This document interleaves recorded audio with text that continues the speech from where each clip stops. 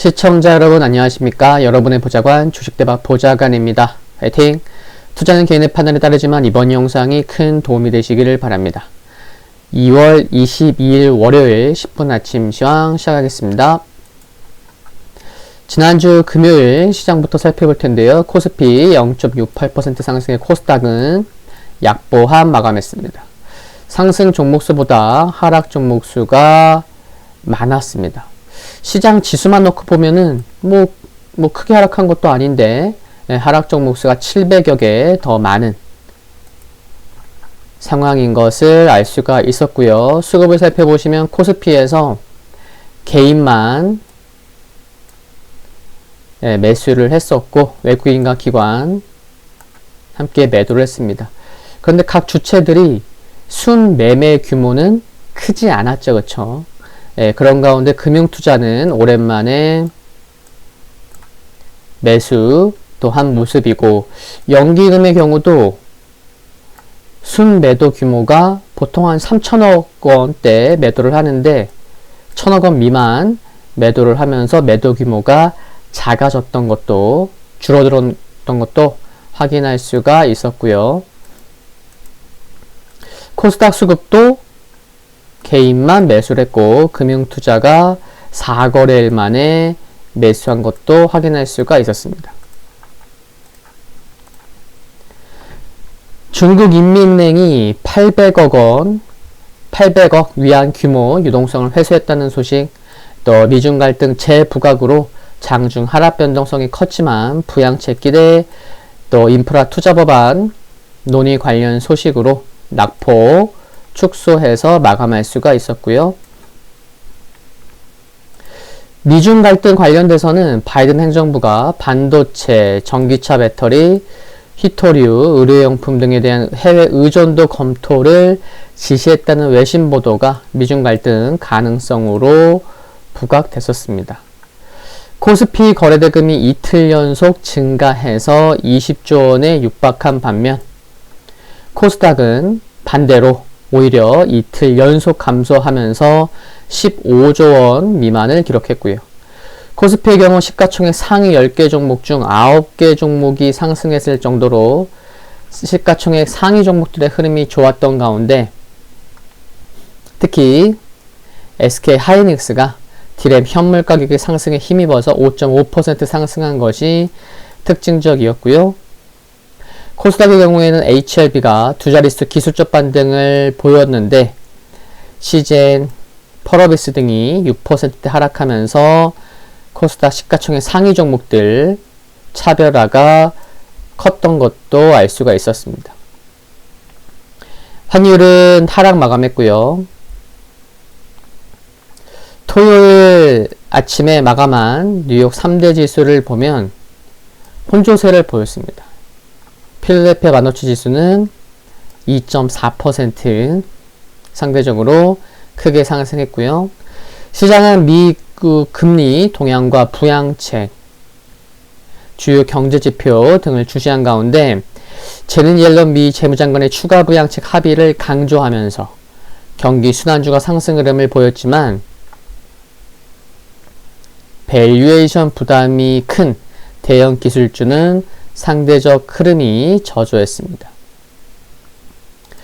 민주당은 하원에서 다음 주 말까지, 이제 이번 주죠, 1조 9천억 달러 부양 법안을 통과시킬 계획인 가운데 이번 부양책 마련 이후에 3조 달러 규모의 인프라 투자 법안이 추진될 수 있다는 보도도 나왔고요. 한편 미 국채 10년물 금리가 1.35%를 넘어서자 주요 지수는 상승분을 반납하면서 제한적인 모습으로 마감을 했습니다. 발표된 지표를 보면 2월 서비스업 구매 관리자 지수 PMI 예비치는 전월 확정치보다 높게 나왔고 예상치도 상회한 반면 제조업 PMI는 이와는 반대로 전월 확정치보다 하락했고 예상치를 하회했습니다. 종목 흐름을 보시면 애플이 강보합 보였고 마이크로소프트, 아마존 1%, 2%대 하락했고요. 테슬라도 하락했고 필라델피아 반도체 지수 2.4% 상승했는데 인텔 2.2% 상승했습니다. 반도체 장비 업체 어플라이드 머티리얼즈는 시장 예상을 웃도는 순이익을 기록하면서 5.3% 상승했고요. 페이스북 2.9% 하락했고 모더나 3% 상승, 니콜라 4.9% 상승. 그리고 또 부양책 기대감이 커지면서 카니발이 7.4% 상승했고요. 보잉 4.3% 상승하는 등 레저, 여행 등 항공 업체와 또 인프라 투자 법안 기대감으로 중장비 업체 디어앤코어가 9.9%, 캐터필러가 5% 상승했습니다. JP모건 체이스 1.6% 상승했고요. TSMC 1.5%, 마이크론 2.7% 상승했습니다. 유럽 지수를 보면 이탈리아가 좀 상대적으로 크게 상승했고 영국은 강보합에 그쳤는데요. 유로존 2월 종합구매관리자 지수 PMI 예비치가 전월 대비 상승한 것이 긍정적으로 작용했고 에르메스 등 기업들의 호실적 발표가 경제 회복에 대한 기대감으로 작용할 수 있었습니다. 에르메스는 5.3% 상승했고요. 구리 가격은 9년 만에 최고치를 기록하기도 했죠. 중국 상해지수 인민은행은 목요일에 이어서 이틀 연속 유동성을 순회수했지만 에너지, 천연정, 광업 부문 중심으로 상승할 수 있었고요. 유가는 텍사스 에너지 회사들이 추운 날씨와 정전으로 폐쇄된 유전과 가스전을 재개하기 위한 준비를 시작하면서 하락했고 금 가격은 달러 약세 등의 강보합 보였습니다. 구리 선물은 2011년 이후 처음으로 파운드당 4달러를 돌파했고요. 일정을 보시면 중국 대출 우대금리, 또 미국에서 1월 경기선행지수, 2월 댈러스 연방준비은행 제조업지수, 미셸 보우만 연방준비제도 이사 연설이 예정되어 있습니다.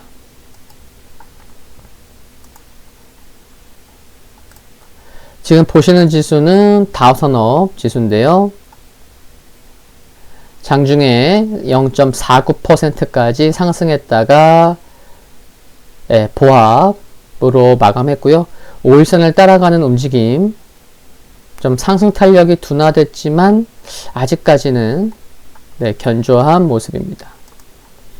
S&P 500 장중에 0.4%까지 상승했다가 약보합 마감했고요.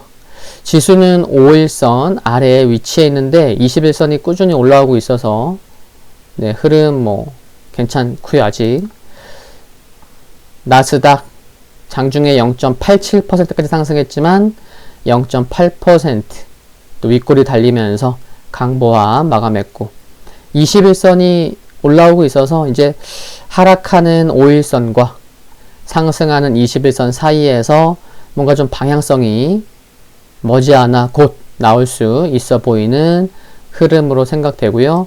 필라델피아 반도체 지수 갭상승 나왔고 더욱이 또 5일선 위에 마감하면서 좋은 모습 보였습니다. 금일 국내 증시 포인트 말씀드리면 미국의 부양책 기대감은 유효할 것으로 보이고요. 또 백신 관련해서는 존슨앤존슨의 경우 별일이 없다면 월말에 FDA 긴급 승인 사용 승인이 예정된 상황이라 기대해 볼만 하고요. 화이자의 경우에도 백신 저장 온도를 상향 조정해 줄 것을 FDA에 요청한 만큼 승인이 된다면 백신의 유통이 더욱 수월해질 수 있을 것으로 전망되는 점은 긍정적입니다. 금요일에는 인플레 관련 지표인 1월 개인 소비 지출이 발표될 예정이고요. 화요일에는 파월장이 상원에서, 수요일에는 하원에서 이틀 연속 통화정책 증언이 있을 예정인데 금리 상승을 한풀 꺾어 놓을지에 관심을 가져볼 수 있겠는데 최근에 발표되는 개선된 지표들을 감안하면 파월 의장이 어떤 발언을 하고 또 시장은 어떻게 받아들일지 여부가 중요할 것으로 생각합니다. 또한 오늘 밤에도 이제 발언이 있지만 이번 주에 여러 연준 위원들의 발언도 예정되어 있는 것도 참고하셔야겠고요. 지난주 증시 변동성 확대 요인이었던 게 뭐였죠? 뭐 금리 상승 이슈, 미중 갈등 등이었는데 또 중국 유동성 축소 이슈 등도 있었고, 그래서 이번 주 역시나 이런 요인들 영향을 받을 수 있는 가운데 미국 부양책 진행 과정 및 추가 논의 소식 등에 관심이 필요할 것으로 생각을 합니다. 이번 주 목요일에는 국내 금통위도 있고요. 오늘 10분 아침 시황은 여기까지입니다. 구독과 좋아요는 큰 힘이 되고요. 일주일도 화이팅입니다. 감사합니다.